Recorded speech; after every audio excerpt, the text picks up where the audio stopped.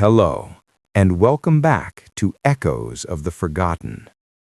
If you're new here, this is the place where lost stories are remembered and where some memories would rather stay buried.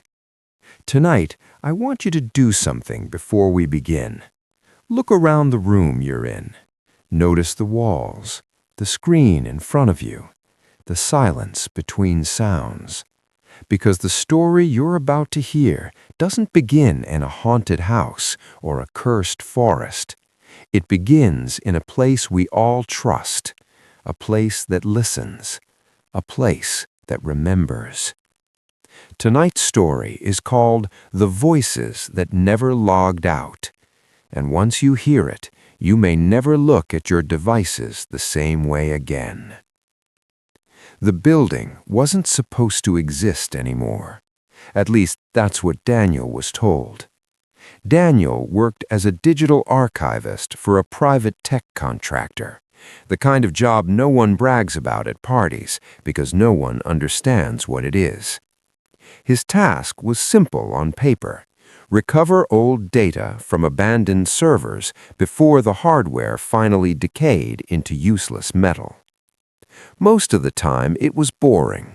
Old emails, broken video files, forgotten forums where usernames like Dark Angel 92 and Silent Wolf argued about movies no one watched anymore. But one night, Daniel was assigned a location that wasn't on any public map.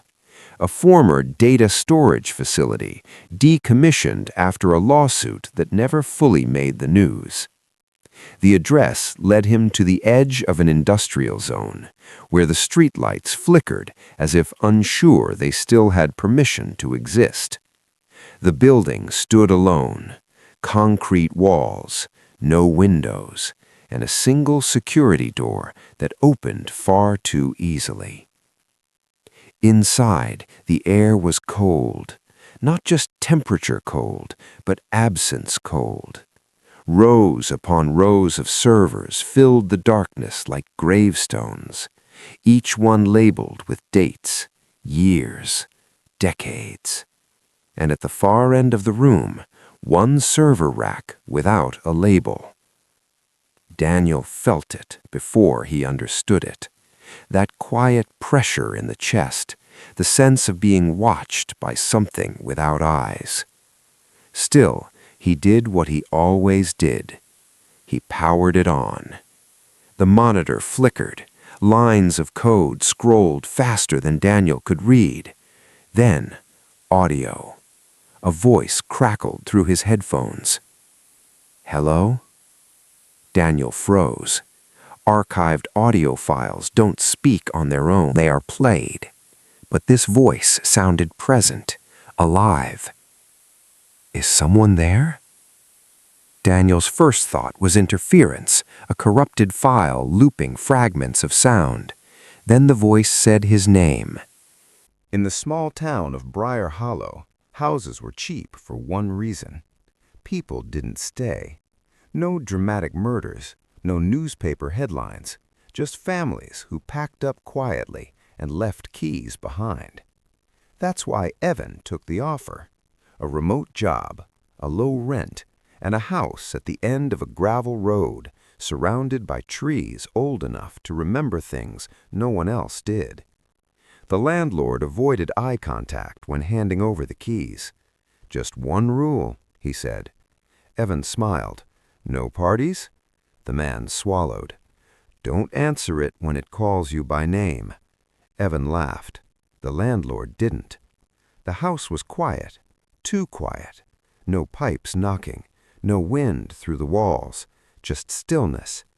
Evan unpacked, ordered food, and tried to ignore the way sound felt, absorbed, as if the walls were padded. At exactly 11:17 p.m., he heard it.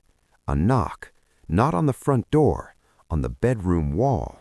3 slow taps, then a voice, soft, close. "Evan?" He froze. No one in town knew him yet. The voice didn't sound threatening. It sounded curious, like something trying a word for the first time. Evan didn't answer. The tapping stopped. The house exhaled. The voice returned the next night, and the next, always polite, always calm. It spoke from different walls, sometimes the ceiling, sometimes the floor. Evan, you wake up at 6:42. Evan, you drink coffee before water. Evan, you miss someone who won't answer anymore. The house was learning, and Evan made the mistake of responding. "Leave me alone," he whispered. The walls creaked.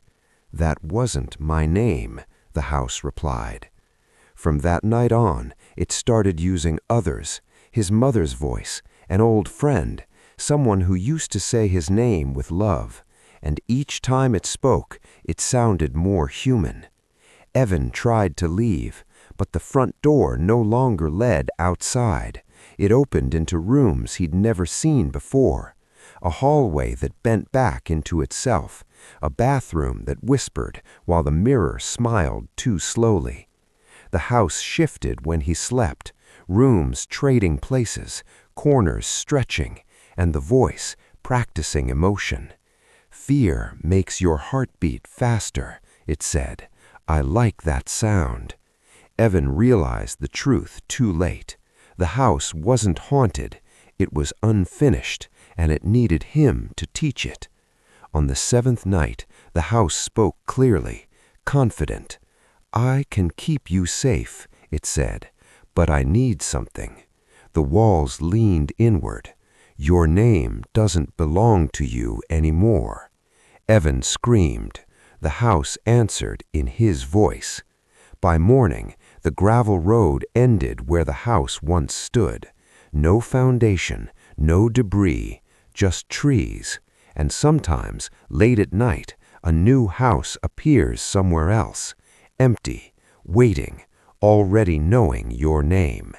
So if you ever move somewhere new and the walls seem a little too quiet, listen carefully, because if it says your name first, it's already too late. Thank you for joining Echoes of the Forgotten, where places remember and some homes never let you leave. Marcus loved forgotten things. That was the reason his YouTube channel existed at all.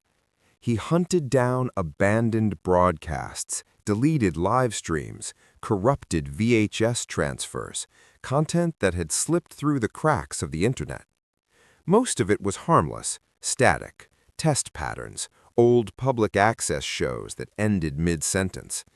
Then one night, while digging through an archive forum that hadn't been active since 2009, Marcus found a link.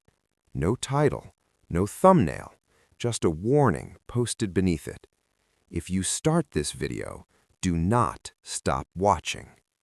Marcus smiled. Warnings were clickbait. He pressed play.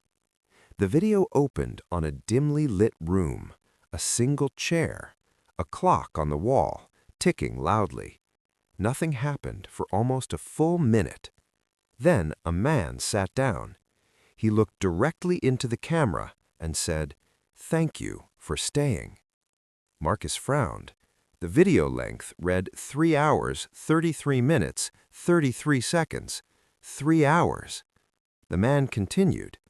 Most people leave around minute 7. Marcus checked the playback time. 6:58. His cursor hovered over the pause button. The man smiled wider. "You can if you want." Marcus's internet caught out. The video kept playing. The man in the video began describing Marcus's room, the unmade bed, the empty coffee mug, the sound of a neighbor's TV through the wall. Marcus stood up. The man leaned closer to the camera. "Sit back down." The comment section started to load. Thousands of comments, all identical. "I stopped watching. I stopped watching. I stopped watching." Then one new comment appeared, posted seconds ago, from Marcus's account. "I'm still here." The video changed. Clips flashed across the screen, security footage, bedroom cameras, live streams that ended abruptly, people standing up, walking away, never returning. The man's voice softened. "Stories need witnesses," he said. "When you leave before the end, something stays unfinished." Marcus felt pressure in his ears. The clock in the video stopped ticking. So did the one on his wall. "You're doing very well," the man whispered. "Almost no one stays this long." The progress bar reached 99%. The man stood up. "This is where most people fail," he said. Marcus's phone buzzed. A notification from YouTube Studio. "New upload in progress." Title: "Do not finish watching." Uploaded from his channel. The man smiled directly at Marcus. "You don't need to watch anymore." The screen went black. Marcus's reflection stared back, still seated, still watching. Music returns, low and distorted. "The video you're watching right now has an ending. Most people won't make it this far, but you did. And somewhere, something noticed. Thank you for staying until the end. This has been Echoes of the Forgotten. And remember, not every story wants to be abandoned." Lena worked the overnight shift at a regional emergency call center, the kind of place where time feels stretched, dim lights, cold coffee, and voices that only exist when something has gone wrong. Most calls followed a pattern: panic, details, dispatch. But just after 2:14 a.m., Lena received a call that didn't route correctly. No location, no caller ID, just a steady breathing on the other end of the line. "Emergency services," Lena said. "What's your situation?" The breathing stopped. Then a voice replied, "You already know."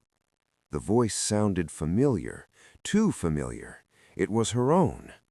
Lena assumed it was a prank. They happened. But when she checked the system logs, her stomach tightened. The call hadn't come from outside.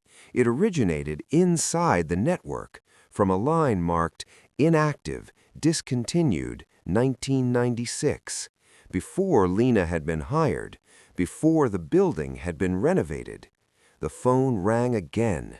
Same line, same breathing. "You're getting better at listening," the voice said. Lena muted the call. The breathing continued through her headset. She began digging through archived calls, old emergency tapes, cases closed decades ago. She noticed something disturbing. Some voices changed over time.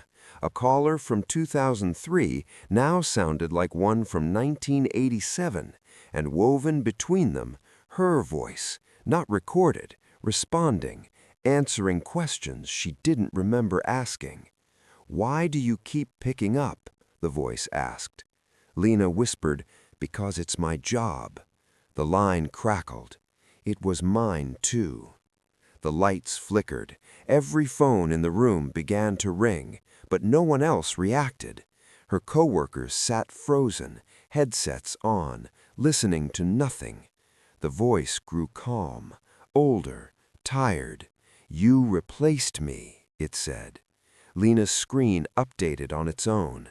Status: call active. Duration: 27 years. The voice continued.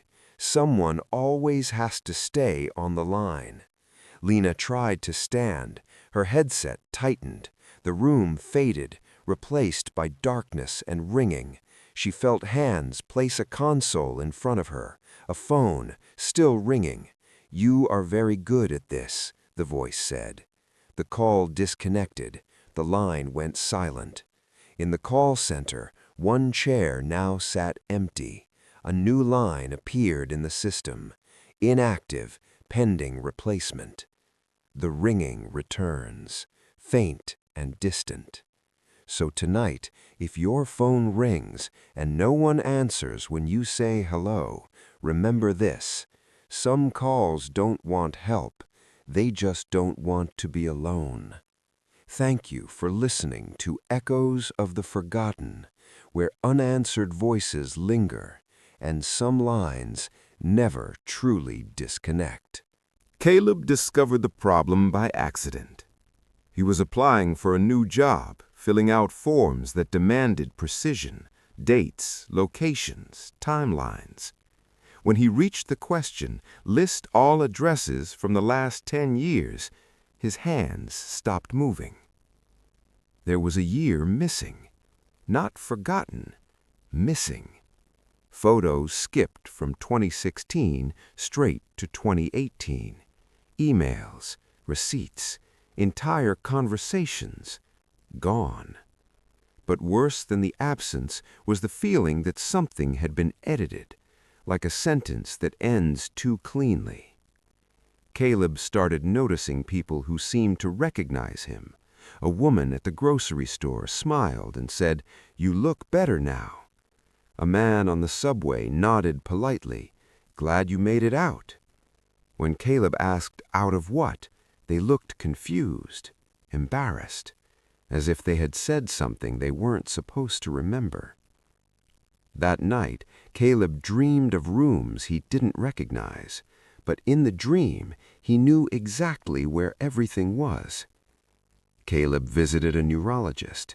Scans showed nothing unusual, but during a memory recall test, the doctor paused.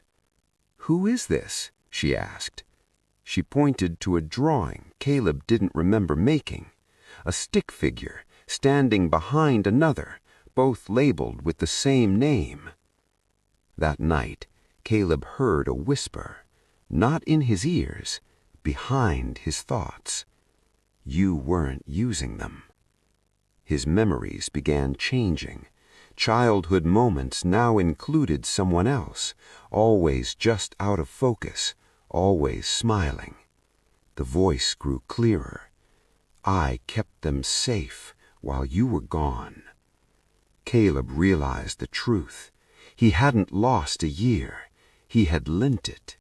Something had lived inside his memories, wearing his past like a home, and now it didn't want to leave.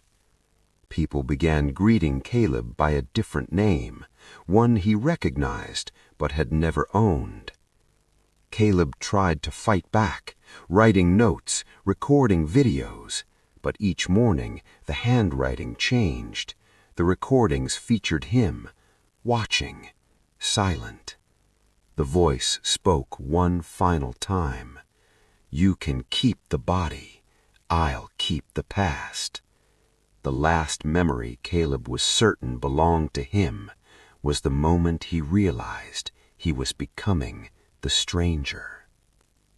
Music fades into a slow, hollow echo. So tonight, when a memory surfaces unexpectedly, ask yourself who it's really for. Because some memories aren't meant to be remembered, they're meant to be lived in. Thank you for joining Echoes of the Forgotten, where the past is never empty, and what's forgotten is never truly gone.